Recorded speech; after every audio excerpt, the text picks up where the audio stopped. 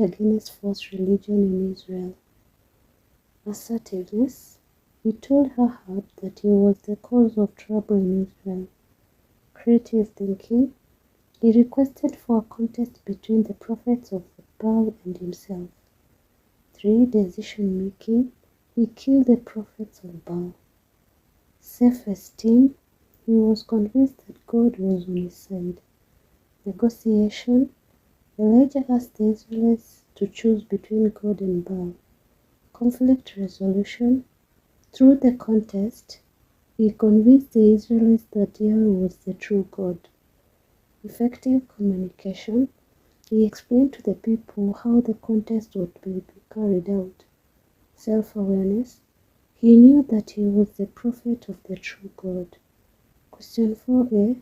Describe 3 groups of true prophets in the Old Testament. Major prophets. Their messages are elaborate. Minor prophets. They have brief messages. Canonical prophets. They are prophets whose utterances are recorded in the books that bear their names. Non-canonical prophets. They are prophets whose messages have been compiled by other authors.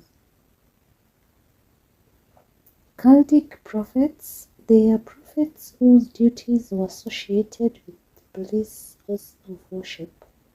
Early prophets. They went by God for specific tasks, for example Moses. 4b. Give 6 similarities between the traditional African prophets and the true prophets in the Old Testament. Both predicted future events.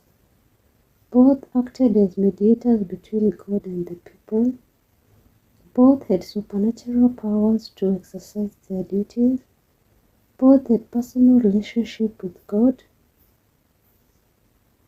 They were religious leaders who could offer sacrifices. Both played an advisory role to the political leaders. Both urged their people to be morally upright. They led exemplary lives. In both cases, there were prophets and prophetesses. Question 4c. Identify 8 problems experienced by church leaders in their work. Church leaders are rejected. They have rivalry among themselves. They experience discrimination based on tribal. There is hypocrisy among church members. Inadequate finances, or rather you can just say poverty. They encounter temptations in their duties. They encounter language barriers while spreading the word of God. There is conflict interpretation of the Bible. There is political interference in their work. They are faced with competition from false prophets. Permissiveness in the society hinders their work. Poor infrastructure makes it difficult for them to access some areas. Insecurity. Question 5a. Describe the meaning of the symbolic act of buying land by Prophet Jeremiah. It showed the people of Judah still had a future despite the coming crisis. It was assurances that the people would be restored back to their homeland. It demonstrated that the people would resume their normal lives. Divine judgment was not an end itself. Restoration was to take place at God's own time. The people had to wait patiently for their return from exile. It showed that God was loving. It made them feel secure. Rather, it made them feel they were not lacking anything. Question 5b. Explain the challenges faced by the prophet Jeremiah during his ministry. He was rejected by his own family. People made false accusations against him. He was threatened with death because of speaking for God. He lived a lonely, solitary life. His message was rejected by the Israelites. He went through spiritual struggle as he saw the evil prosper while the righteous suffered. He was physically assaulted. The enemies attempted to kill him. He was humiliated in public. He was imprisoned. He was arrested and put on trial. 5 say, if 5 ways through which Christians settle disagreements among themselves. They pray over the issue. They offer guidance and counseling to the affected.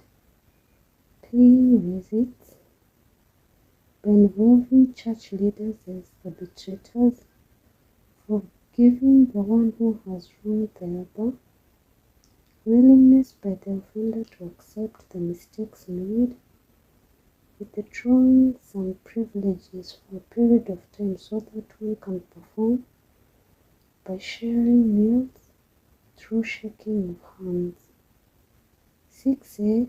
Explain the significance of rituals conducted during the naming ceremonies in traditional African communities. Bathing of the baby sets in the beginning of new life. Shaving of the mother and the baby's hair symbolizes new status. Choosing of the appropriate name to give the baby is for identification. Feeding of the baby symbolized new life growth. Holding of the baby by members of the community shows concern for it. Also, it shows shared responsibility by the extended family.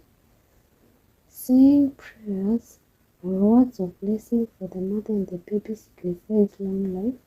Slaughtering of animals is a way of thanksgiving to ancestors. Feasting is a sign of joy. Giving of presents to the baby is a sign of goodwill. Wearing of charms signifies protection for the baby. 6b.